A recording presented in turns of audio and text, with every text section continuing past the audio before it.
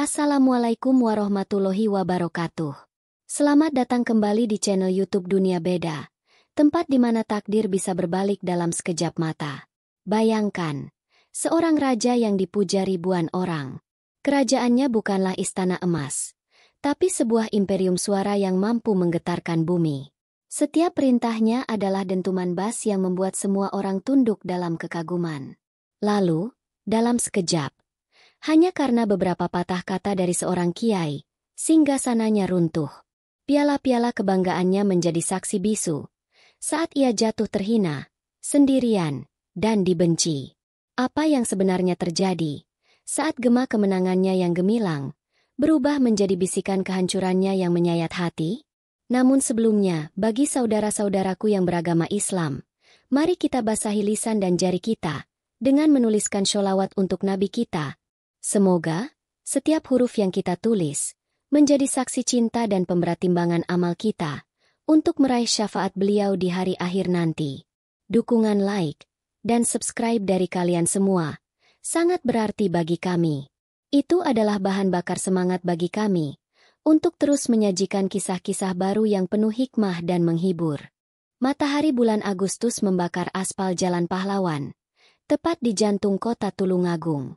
Udara terasa berat, penuh dengan aroma solar dari mesin-mesin diesel yang meraung, bercampur dengan wangi jajanan pasar dan keringat ribuan manusia yang tumpah ruah. Hari ini adalah puncak karnaval, sebuah panggung terbuka tempat para dewa audio dari berbagai penjuru kota dan kabupaten, bahkan dari Blitar hingga Trenggalek, datang untuk bertarung. Namun di antara puluhan truk yang berjejer, hanya ada satu raja. Di atas kepala truk Fuso berwarna merah menyala, Budi berdiri seperti seorang jenderal memandang medan perang yang telah ia taklukkan. Usianya 40 tahun, kulitnya legam terbakar matahari, namun sorot matanya tersembunyi di balik kacamata hitam yang mahal. Di punggung kaosnya, sebuah tulisan berwarna emas berkilauan angkuh, GLER. Sebuah nama yang bukan hanya merek, tapi sebuah mantra yang mampu memanggil getaran dari perut bumi. Orang-orang tidak memanggilnya Budi. Mereka memanggilnya dengan nada penuh hormat dan sedikit gentar, Mas Budi Gleer.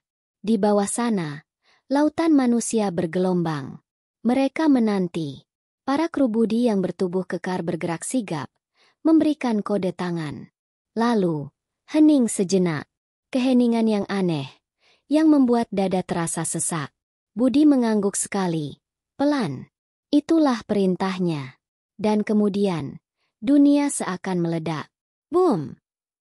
Dentuman bas pertama itu tidak terdengar oleh telinga, tapi dirasakan oleh seluruh tubuh. Sebuah gelombang kejut yang merambat dari telapak kaki, naik ke tulang kering, menggetarkan rongga dada, lalu membuat gigi bergemeletup. Anak-anak kecil yang digendong ibunya serentak menangis. Para pemuda berteriak kesetanan, mengangkat tangan mereka ke udara seolah menyembah sumber suara. Kaca-kaca etalase toko di seberang jalan bergetar hebat, memantulkan bayangan kerumunan yang menggila. Inilah Horeg. Inilah simfoni kebanggaan sekaligus kehancuran yang diciptakan oleh Budi Gleer. Seorang krunya yang masih muda, Pipin, menepuk bahu Budi dengan keras agar suaranya terdengar. Mas! Sound system dari Pare barusan lewat. Speakernya mati sebelah kena getaran kita. Budi tersenyum miring. Bukan senyum ramah, melainkan senyum puas seorang predator yang melihat mangsanya lumpuh. Ia melepas kacamatanya, menyapu pandangan ke kerumunan yang memujanya. Ia melihat panitia acara yang mengacungkan 2 jempol dari kejauhan. Ia melihat para gadis desa yang menatapnya dengan pandangan kagum. Ia adalah pusat semesta. Ia adalah dewa. Bisnis ini bukan lagi sekadar pekerjaan. Ini adalah harga diri. Sebuah pembuktian bahwa ia, anak seorang petani dari desa pinggiran, bisa membuat seluruh kota tunduk pada getaran yang ia ciptakan dari tangannya sendiri. Malam harinya, istana sang raja terasa sangat berbeda. Gemuruh ribuan watt itu berganti dengan suara jangkrik dan desis televisi di ruang keluarga. Rumahnya besar dan mentereng, hasil dari puluhan event yang ia menangkan. Piala-piala berjejer rapi di lemari kaca, berkilauan seperti emas. Budi sedang membersihkan salah satu piala kemenangannya dengan kain lembut, saat Sri, Istrinya datang mendekat. Wajah Sri terlihat sedikit cemas. "Pak, coba lihat ini sebentar," kata Sri sambil menyodorkan ponselnya. Budi melirik sekilas, lalu kembali fokus mengelap piala. "Apa itu? Video lucu lagi?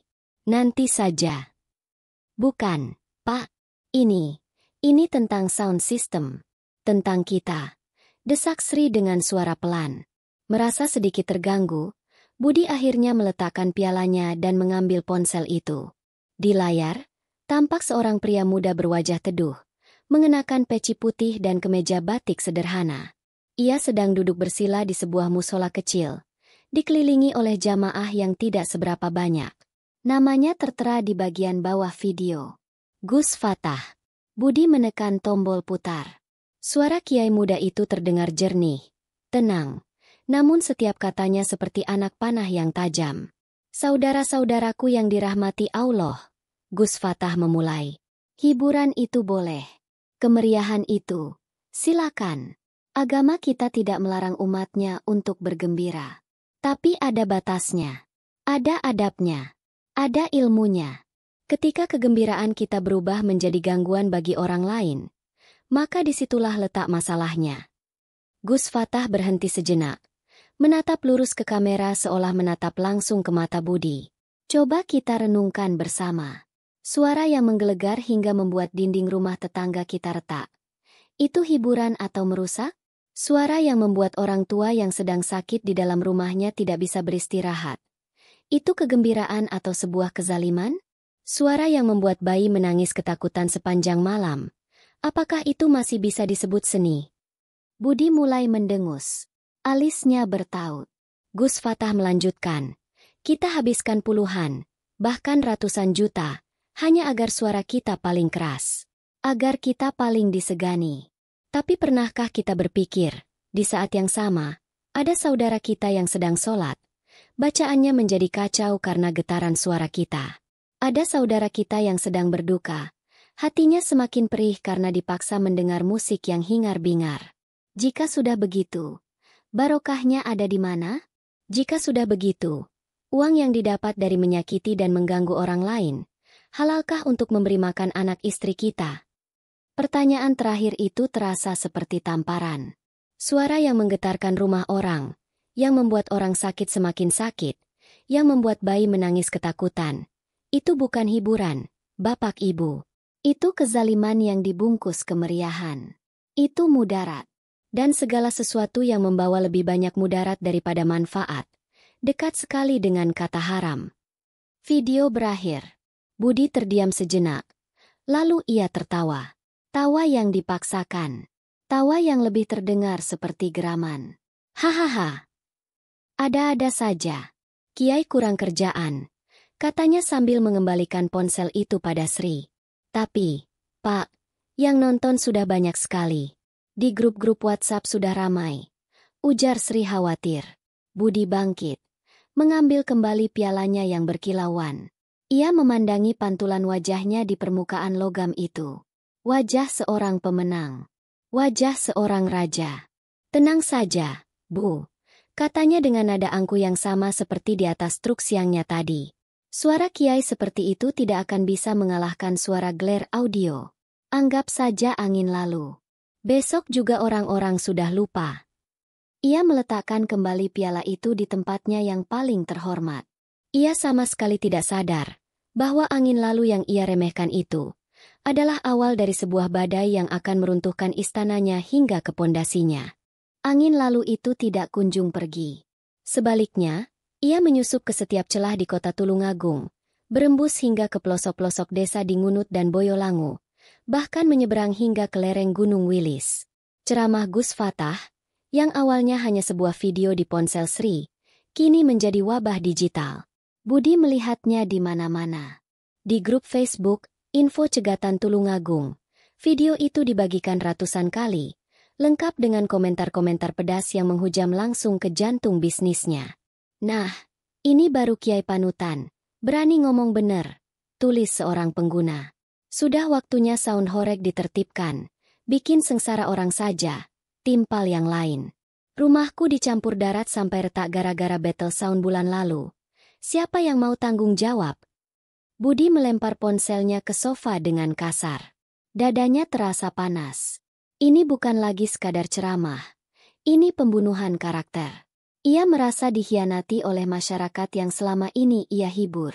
Ia, Budi Glare, yang namanya menjadi jaminan kemeriahan, kini disamakan dengan perusak dan penzalim. Egonya yang setinggi tumpukan speaker miliknya terluka parah. Mereka cuma iri.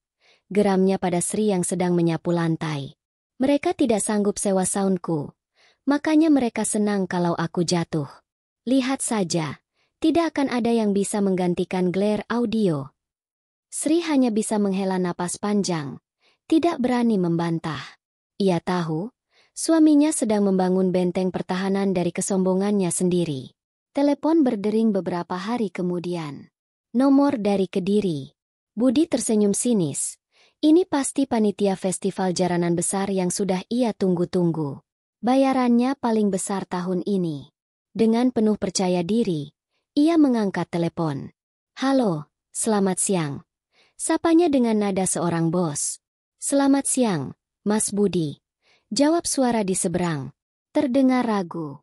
Saya Pak Karyo, panitia jaranan dari Gampeng Gerejo.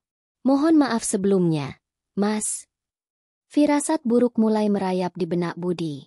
Ya, Pak Karyo, kenapa?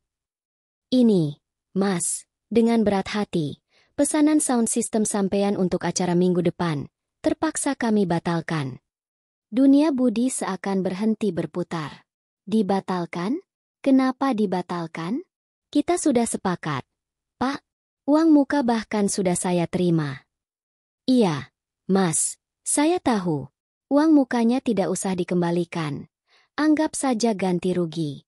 Masalahnya, di sini situasinya sedang tidak kondusif. Video dari Gus Fatah itu sudah sampai ke sesepuh desa kami. Beliau-beliau tidak mau memberi restu kalau acaranya pakai sound yang mengganggu. Kami ditekan dari banyak pihak.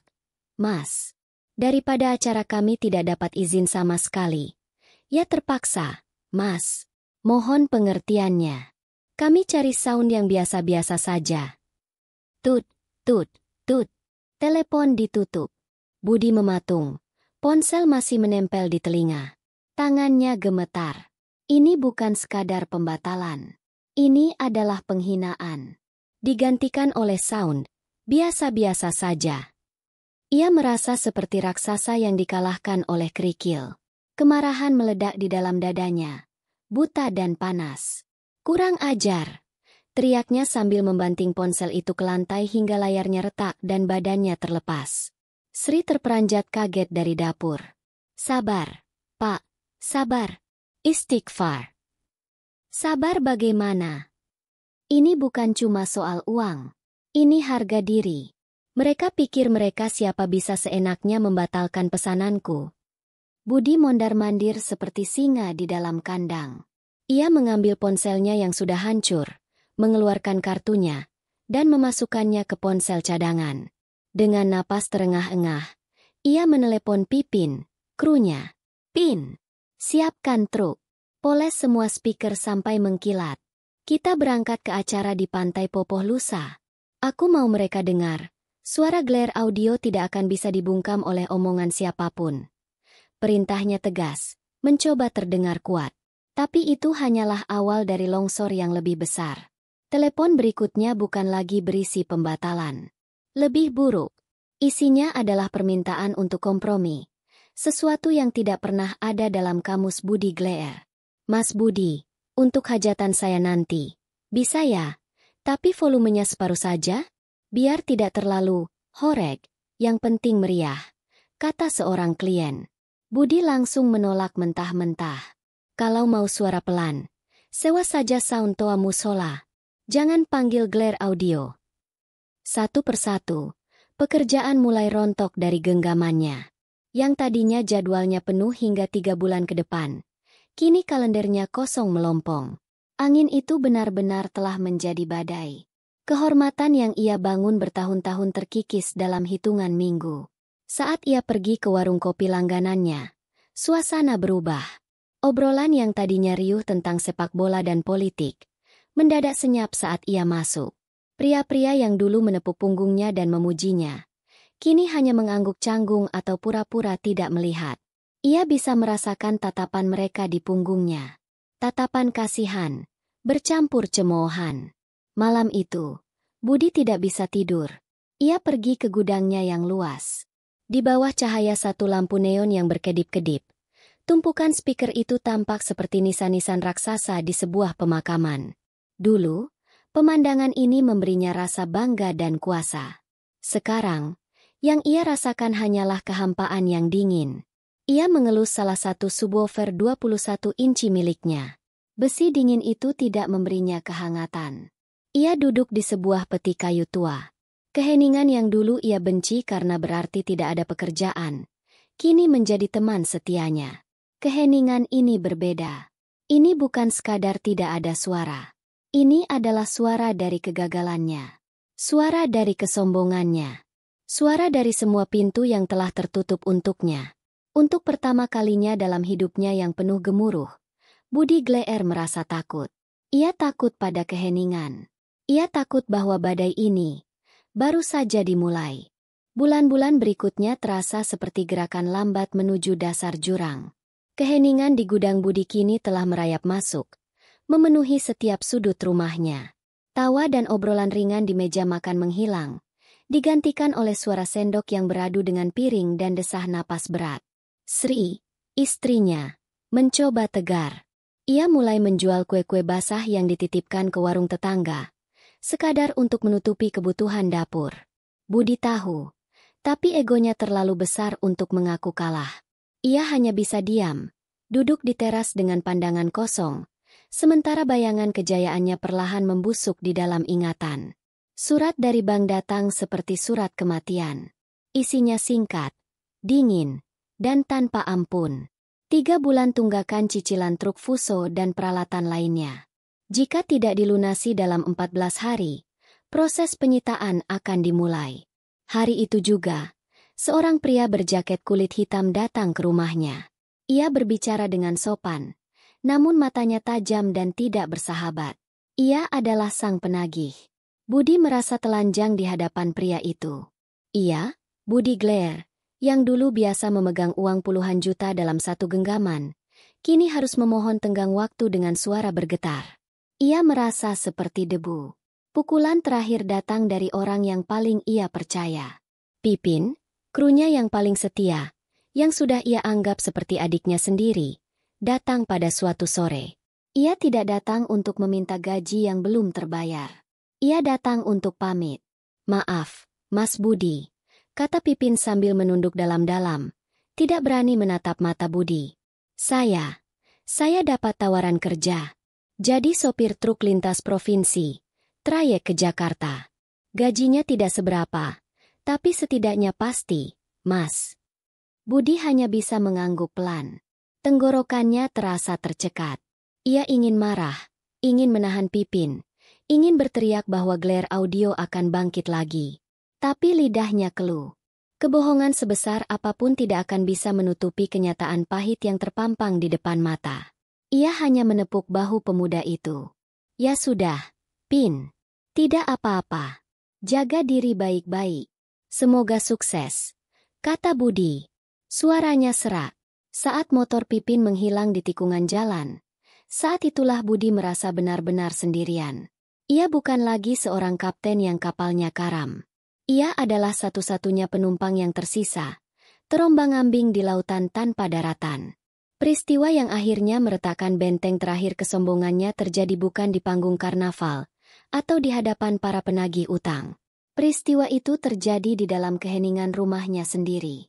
Ibunya, wanita sepuh yang melahirkannya, jatuh sakit. Tekanan darah tingginya kambuh, membuatnya hanya bisa terbaring lemah di tempat tidur. Dokter menasihati agar sang ibu banyak beristirahat dan menghindari stres, terutama suara bising. Ironisnya, semesta seakan sedang bercanda dengan Budi. Tetangga di seberang gang sedang menggelar hajatan pernikahan. Mereka menyewa sebuah sound system kecil, mungkin hanya 1/10 dari kekuatan Gleer Audio. Tapi bagi Budi, Suara itu terdengar seperti siksaan. Diuge, diuge, diuge. Suara bassnya tidak menggetarkan tanah. Suaranya pecah, sember, dan monoton. Ritme dangdut koplo yang diputar tanpa henti terasa menusuk-nusuk gendang telinga. Dari dalam kamar, Budi bisa mendengar ibunya mengerang pelan. "Endhuk, kok sirahku ngelumen, yo," keluh sang ibu pada Sri. Wajahnya pucat pasi. Budi masuk ke kamar. Ia memijat pelan kening ibunya. Ia bisa merasakan denyut nadi yang lemah di pergelangan tangan wanita tua itu. Dan di saat yang bersamaan, ia juga bisa merasakan getaran halus di dinding kamar. Getaran dari musik hajatan itu. Diuge, diuge, diuge. Terus-menerus, tanpa jeda, tanpa ampun. Budi menatap dinding bercat putih itu. Dulu, ia adalah sang pencipta getaran. Ia bangga saat melihat kaca jendela bergetar karena karyanya. Ia tertawa saat ada yang mengeluh dindingnya retak. Baginya, itu adalah bukti kekuasaan. Sekarang, ia berada di sisi yang lain. Ia menjadi korban dari getaran itu. Getaran yang menyiksa orang yang paling ia cintai di dunia. Tiba-tiba, suara tenang Gus Fatah kembali terngiang di kepalanya. Sejelas suara musik di luar. Suara yang membuat orang sakit semakin sakit. Itu kegembiraan atau sebuah kezaliman. Kalimat itu menghantamnya seperti palu godam. Bukan lagi sebuah teori. Bukan lagi sebuah ceramah untuk orang lain. Kalimat itu adalah kenyataan yang sedang terjadi di depan matanya. Di dalam rumahnya. Menimpa ibunya sendiri. Ia menatap wajah ibunya yang memejamkan mata menahan sakit. Lalu ia menatap dinding yang bergetar. Lalu kembali ke wajah ibunya. Seketika, ia tidak hanya melihat ibunya. Ia melihat ribuan wajah tanpa nama. Wajah-wajah orang tua, wajah-wajah orang sakit, wajah-wajah bayi dalam buayan, yang selama bertahun-tahun telah ia teror dengan gemuruh suara dari kerajaannya. Ia merasakan pusing yang hebat. Bukan karena suara musik, tapi karena gelombang penyesalan yang begitu besar, yang datang terlambat dan menenggelamkannya tanpa ampun. Kemarahannya pada tetangganya yang berisik lenyap seketika. Yang tersisa hanyalah rasa malu yang membakar. Malu pada dirinya sendiri. Malu pada kesombongannya. Malu pada ketulian hatinya selama ini. Diuge, diuge, diuge. Suara dari luar masih terus berlanjut. Tapi Budi tidak lagi mendengarnya sebagai musik. Ia mendengarnya sebagai gema dari dosa-dosanya sendiri. Ia duduk di tepi ranjang, memegang tangan ibunya yang keriput. Ia, sang Raja Horeg, Budi Glare, untuk pertama kalinya dalam hidupnya, merasa sangat kecil dan tak berdaya. Ia hanya seorang anak, yang sedang melihat ibunya menderita karena sebuah suara, yang dulu ia sebut sebagai sebuah mahakarya. Musik dari hajatan tetangga telah lama berhenti. Keheningan kembali menyelimuti rumah Budi, namun kali ini terasa berbeda. Bukan lagi keheningan yang penuh dengan keputusasaan dan kemarahan, melainkan keheningan yang syarat dengan perenungan. Selama 2 hari, Budi lebih banyak diam.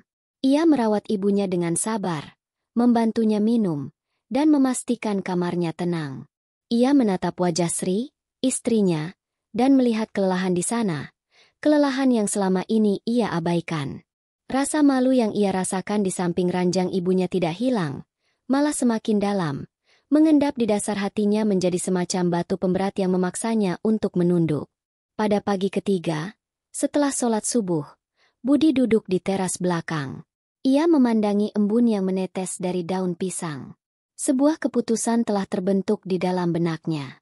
Keputusan yang terasa berat, memalukan, sekaligus perlu.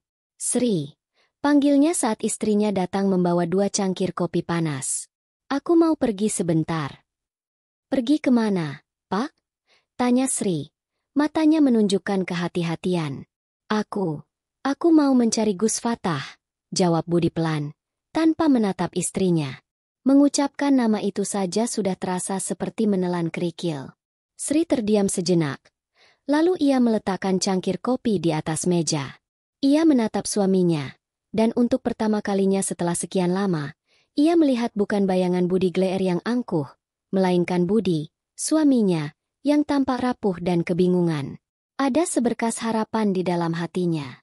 Ya sudah, Pak. Pergilah. Hati-hati di jalan. Perjalanan itu terasa seperti perjalanan penebusan dosa. Budi tidak mengendarai mobilnya yang mengkilap. Ia mengeluarkan motor bebek tuanya yang sudah lama tidak terpakai. Mesinnya meraung-raung protes saat dinyalakan. Ia berkendara pelan, menyusuri jalanan desa menuju ke arah Rejotangan, sebuah kecamatan yang lebih dikenal dengan suasana pedesaannya yang religius. Ia bertanya pada beberapa orang di pinggir jalan, merasa canggung setiap kali menyebut nama Gus Fatah.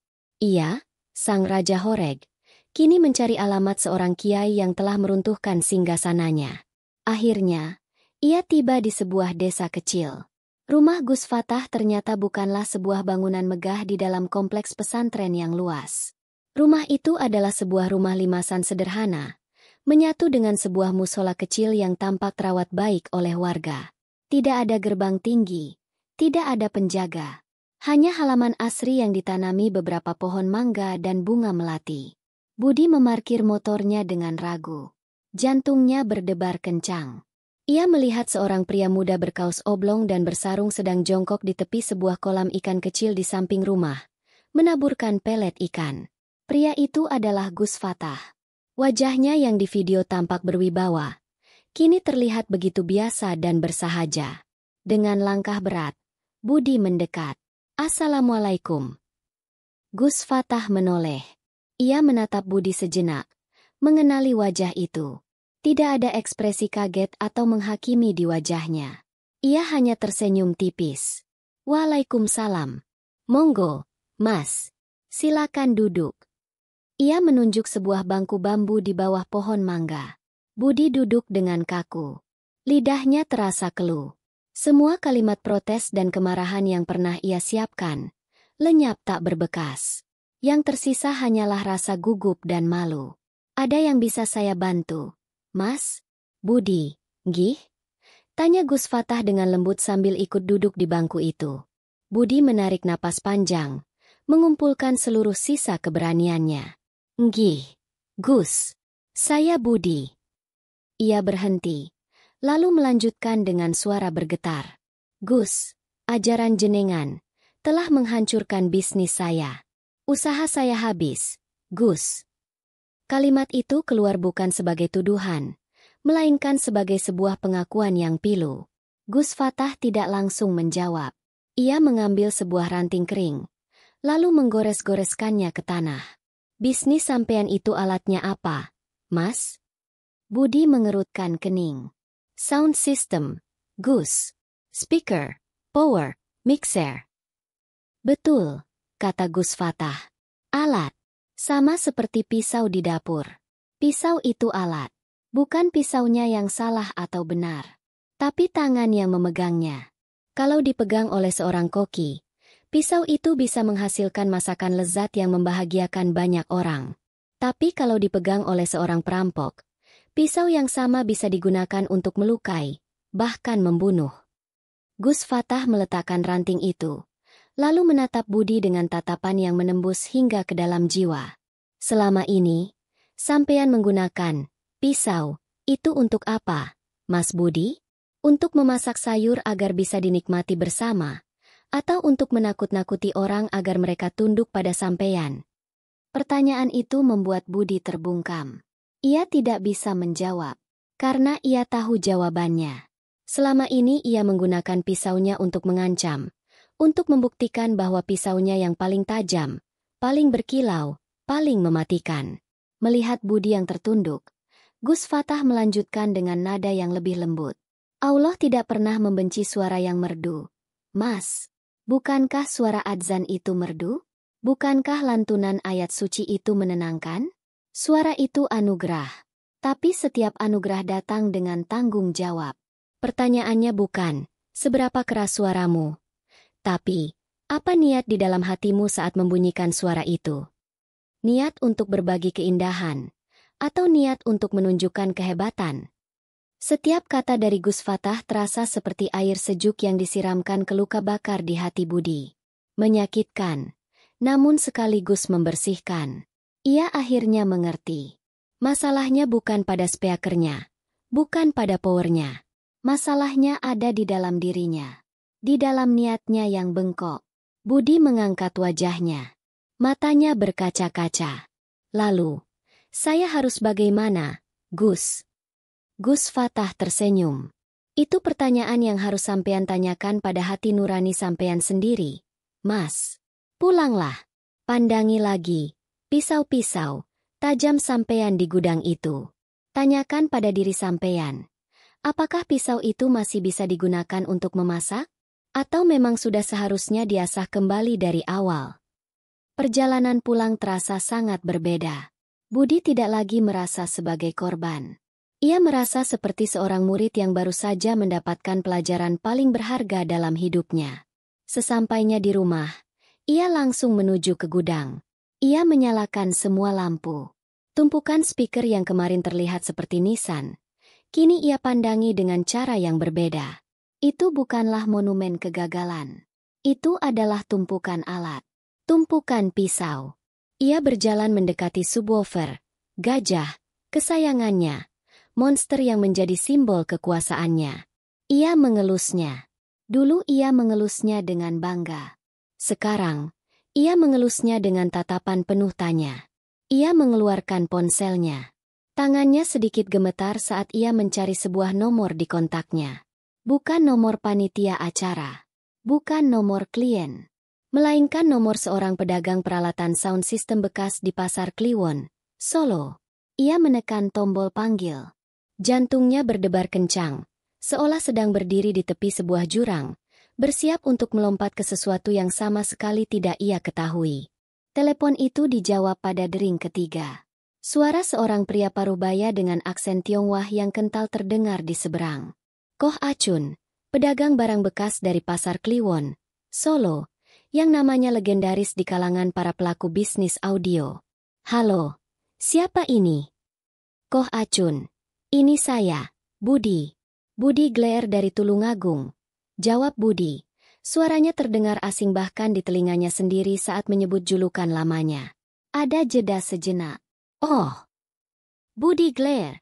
Ada apa? Bos Budi? Tumben telepon saya. Mau cari power build up lagi? Saya ada barang baru. Kelas 1. Budi menelan ludah. Bukan. Koh. Bukan cari barang. Saya mau jual barang. Keheningan di seberang telepon kali ini lebih panjang. Koh Acun jelas kaget. Raja Horeg mau menjual senjatanya? Itu seperti seorang jenderal yang menjual meriamnya di tengah perang. 2 hari kemudian, sebuah truk engkel tua dari Solo memasuki halaman rumah Budi. Koh Acun turun bersama 2 anak buahnya. Matanya yang sipit langsung memindai isi gudang Budi dengan tatapan seorang ahli. Ia menepuk-nepuk box speaker, memeriksa kondisi mesin power, dan mengamati setiap detail dengan cermat. Proses itu terasa seperti sebuah upacara pemakaman. Setiap kali anak buah Koh Acun mengangkat satu unit subwoofer, gajah, miliknya, Budi merasa seperti ada sebagian dari dirinya yang ikut diangkut ke atas truk. Speaker-speaker itu adalah saksi bisu kejayaannya. Ia ingat saat pertama kali membelinya, saat ia begadang merakitnya, saat pertama kali ia mendengarkan dentumannya yang mengguncang jiwa. Sekarang, semua itu hanya akan menjadi tumpukan barang bekas di sebuah gudang di Solo. Sri berdiri di ambang pintu, menatap suaminya dengan tatapan iba. Ia melihat suaminya menunduk, bahunya terkulai, saat monster-monster audio itu pergi satu persatu. Ia tahu, yang sedang Budi saksikan bukan hanya penjualan aset, tapi kematian dari Budi Glare. Setelah tawar-menawar yang singkat dan tanpa gairah, sejumlah uang berpindah tangan. Jumlahnya tidak seberapa jika dibandingkan dengan harga belinya, tapi cukup untuk memberi napas. Setelah truk itu pergi, gudang Budi terasa begitu luas dan kosong. Gema langkah kakinya sendiri terdengar memantul di dinding yang telanjang. Malam itu, Budi menyerahkan sebagian besar uang itu pada Sri. Bu, ini, tolong dipakai untuk bayar cicilan ke bank. Minta keringanan dulu sama mereka. Bilang saja kita pasti akan lunasi. Sisanya, kita pakai untuk pegangan. Sri menerima uang itu dengan tangan gemetar. Bapak mau usaha apa lagi? Budi menatap istrinya, dan untuk pertama kalinya, ada seberkas cahaya di matanya yang redup. Aku mau belajar lagi, Bu. Belajar menggunakan pisau ini untuk memasak. Kata-kata Budi bukan omong kosong. Hari-hari berikutnya, ia tidak lagi duduk melamun di teras. Ia menghabiskan waktunya di depan laptop tuanya. Ia tidak lagi menonton video karnaval atau battle sound. Ia menonton video-video seminar dari para ahli audio dari luar negeri. Ia belajar tentang frekuensi vokal manusia, tentang cara menghilangkan feedback atau suara dengung, tentang pentingnya equalizer untuk membuat suara terdengar alami, bukan sekadar keras. Ia mencatat di sebuah buku tulis, seperti anak sekolah yang sedang mempersiapkan ujian. Pipin, mantan krunya, sesekali datang berkunjung saat libur, dan ia hanya bisa melongo melihat perubahan drastis pada mantan bosnya itu. Setelah merasa cukup dengan ilmunya, Budi melakukan perjalanan ke Surabaya. Bukan ke pelabuhan untuk mencari kerja, tapi ke pusat elektronik di Jalan Genteng. Dulu, ia datang ke tempat ini dengan angkuh, mencari power amplifier paling besar dan speaker paling gahar. Sekarang, ia masuk dari satu toko ke toko lain dengan rendah hati. Ia bertanya, membandingkan, dan menguji. Ia tidak lagi mencari speaker 21 inci. Ia justru membeli sepasang speaker aktif 15 inci dari merek yang terkenal dengan kejernihan suaranya. Ia membeli sebuah mixer digital kecil yang canggih, bukan yang besar dan penuh tombol analog. Dan yang terpenting, ia membeli beberapa mikrofon vokal berkualitas tinggi. Loh, Mas Budi? Sapa seorang pemilik toko yang sudah mengenalnya lama. Ganti aliran sekarang? Kok mainannya jadi kecil-kecil begini? Budi hanya tersenyum tipis. Lagi belajar masak, Pak. Sudah bosan main perang-perangan. Kesempatan pertama untuk menguji pisaunya yang baru datang tanpa diduga. Seorang tetangga di gang sebelah, Pak Minto, istrinya meninggal dunia. Keluarga itu bukan keluarga berada. Untuk acara tahlilan selama 7 hari, mereka hanya menggunakan pengeras suara dari musola yang suaranya pecah dan tidak jelas. Hati Budi tergerak. Pada hari ketiga, ia datang ke rumah duka, menemui Pak Minto yang sedang duduk lesu. Pak Minto, sapa Budi dengan sopan. Kalau Bapak berkenan, biar saya yang bantu untuk sound systemnya sampai hari ke-7. Gratis, Pak. Sekadar ingin membantu tetangga. Pak Minto menatap Budi dengan ragu, teringat reputasinya yang dulu. Tapi melihat kesungguhan di mata Budi, ia akhirnya mengangguk. Sore itu, Budi menyiapkan peralatannya di teras rumah Pak Minto. Hanya 2 buah speaker di atas stand, dan sebuah mixer kecil di atas meja. Sangat berbeda dengan pemandangan puluhan speaker yang dulu biasa ia pamerkan. Beberapa tetangga yang melihatnya berbisik-bisik, separuh penasaran, separuh mencibir. Malamnya, acara tahlilan dimulai. Seorang ustadz kampung memimpin doa. Budi duduk dengan tenang di belakang misernya. Ia tidak lagi mencari perhatian. Matanya terpejam sejenak, fokus mendengarkan setiap detail suara. Ia memutar sedikit knob equalizer, menaikkan frekuensi tengah agar suara sang ustadz terdengar lebih bulat, dan memotong sedikit frekuensi rendah agar tidak ada suara booming yang mengganggu. Hasilnya, luar biasa. Suara sang ustadz terdengar sangat jernih, hangat, dan alami. Setiap lafal hurufnya terdengar jelas hingga ke barisan paling belakang di bawah tenda, tanpa harus berteriak. Saat jamaah serentak melantunkan kalimat, La ilaha illallah, suara mereka menyatu dalam sebuah harmoni yang syahdu dan menenangkan, tidak saling bertabrakan. Budi mengamati wajah-wajah para jamaah. Mereka tanpa khusyuk, mata mereka terpejam. Tidak ada yang terlihat terganggu. Tidak ada yang menutup telinga. Mereka larut dalam doa. Di sudut lain, Pak Minto, sang tuan rumah, menatap ke arah Budi dan mengangguk pelan. Sebuah anggukan tulus yang penuh rasa terima kasih. Malam itu, di tengah alunan zikir yang menenangkan, Budi merasakan sebuah kepuasan yang belum pernah ia rasakan sebelumnya. Ini bukan lagi euforia sesaat dari teriakan massa. Ini adalah kedamaian. Kedamaian dari sebuah suara yang berhasil menyentuh hati, bukan yang merobek telinga. Ia telah berhasil. Ia telah memasak hidangan pertamanya. Dan rasanya sungguh nikmat. Kabar tentang suara baru, Budi menyebar pelan, namun pasti. Bukan melalui arak-arakan karnaval yang riuh, melainkan dari mulut ke mulut di acara-acara yang hikmat. Dari satu acara tahlilan, ia dipercaya untuk menangani pengajian rutin ibu-ibu. Dari sana, ia diminta menyediakan sound untuk rapat warga. Pekerjaannya kecil, bayarannya tidak seberapa, namun datang terus-menerus. Setiap rupiah yang ia bawa pulang terasa berkah. Cukup untuk membayar tunggakan satu persatu, cukup untuk membeli beras, dan lebih dari cukup untuk mengembalikan senyum di wajah Sri dan ibunya. Gudang yang dulu sesak dengan speaker raksasa, kini menjadi bengkel kecil tempat ia merawat peralatannya yang sederhana namun berkualitas. Ia menemukan kebahagiaan dalam hal-hal kecil, dalam secangkir kopi yang ia nikmati di pagi hari tanpa dikejar-kejar telepon panitia yang marah. Kesempatan untuk ujian terbesarnya datang saat ia paling tidak menduganya. Pondok Pesantren Al-Fatah, salah satu pesantren tertua dan paling dihormati di wilayah selatan Jawa Timur, akan mengadakan haul akbar untuk memperingati wafatnya sang kiai pendiri. Puluhan ribu jamaah dari berbagai kota diperkirakan akan hadir. Para kiai sepuh dan pejabat tinggi akan memberikan sambutan. Ini adalah acara paling prestisius di kota itu. Sehari sebelum acara puncak, sebuah bencana terjadi. Vendor sound system profesional dari Surabaya yang telah dipesan jauh-jauh hari, mengabarkan bahwa truk mereka mengalami kecelakaan di Tol Mojokerto. Seluruh peralatan utama mereka rusak parah. Panitia, yang dipimpin oleh Haji Rohmat, seorang pengusaha mebel yang disegani, kalang kabut. Mencari vendor besar yang siap dalam waktu kurang dari 24 jam adalah hal yang mustahil. Rapat darurat diadakan malam itu juga.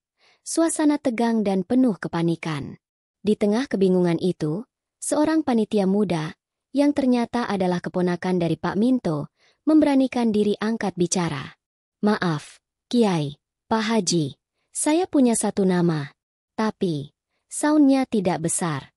Namanya Budi. Haji Rohmat langsung mengerutkan kening. Budi? Maksudmu Budi Glare itu? Yang soundnya bisa merontokkan gigi? Jangan main-main kamu. Ini acara haul akbar, bukan battle sound. Saat suasana menjadi canggung, Gus Fatah, yang duduk di antara para kiai, angkat bicara dengan tenang. Betul, Haji Rohmat, itu Budi Glare yang dulu. Tapi Budi yang sekarang adalah Budi yang berbeda. Semua mata tertuju padanya. Beri dia kesempatan, lanjut Gus Fatah. Saya yang akan menjaminnya.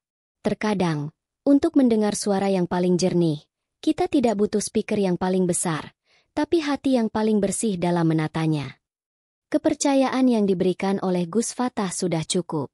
Malam itu juga, Budi dihubungi. Jantungnya serasa mau copot saat mendengar permintaan itu. Ini adalah sebuah pertaruhan. Jika ia gagal, habislah sudah reputasi baru yang ia bangun dengan susah payah.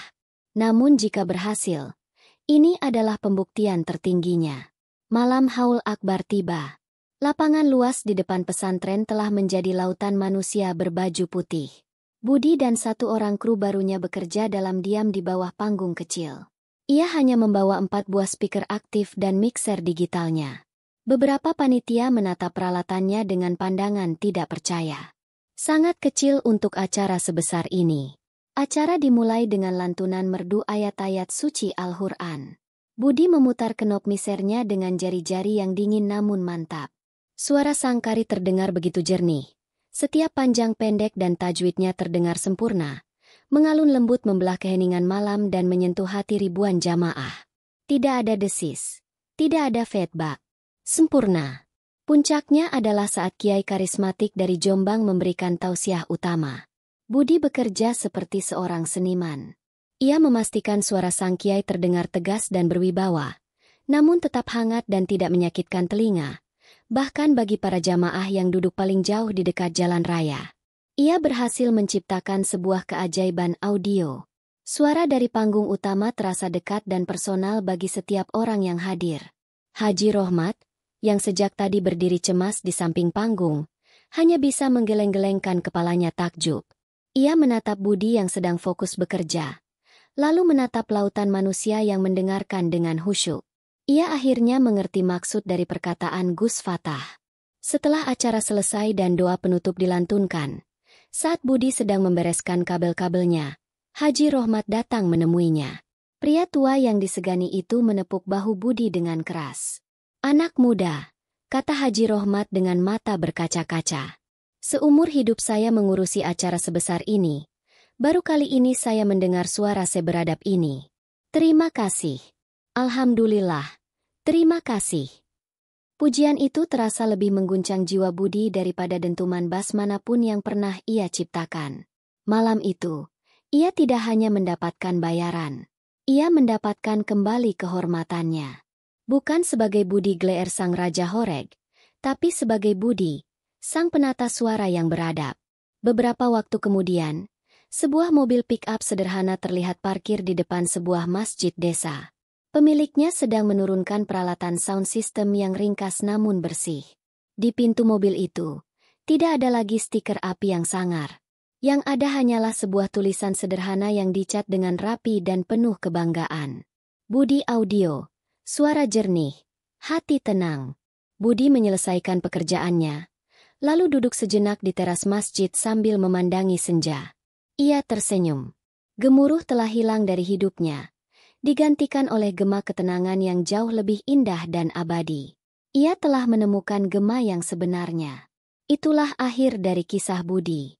Sebuah perjalanan yang mengajarkan kita sebuah hikmah yang mendalam. Bahwa kehebatan sejati tidak diukur dari seberapa keras suara kita, tetapi dari seberapa banyak manfaat yang bisa kita berikan. Kisah ini membuktikan bahwa kesuksesan yang paling membahagiakan bukanlah yang didapat dari memenangkan persaingan, melainkan yang ditemukan saat kita berani merendahkan ego untuk mendengarkan suara hati nurani dan suara orang-orang di sekitar kita. Bagaimana menurutmu kisah Budi ini? Pelajaran apa yang paling berharga yang bisa kamu ambil dari perjalanannya? Jika kalian suka dengan cerita ini, jangan lupa untuk menekan tombol like, berikan komentarmu di bawah, dan tentu saja, subscribe channel ini agar tidak ketinggalan kisah-kisah inspiratif berikutnya. Terima kasih telah mendengarkan.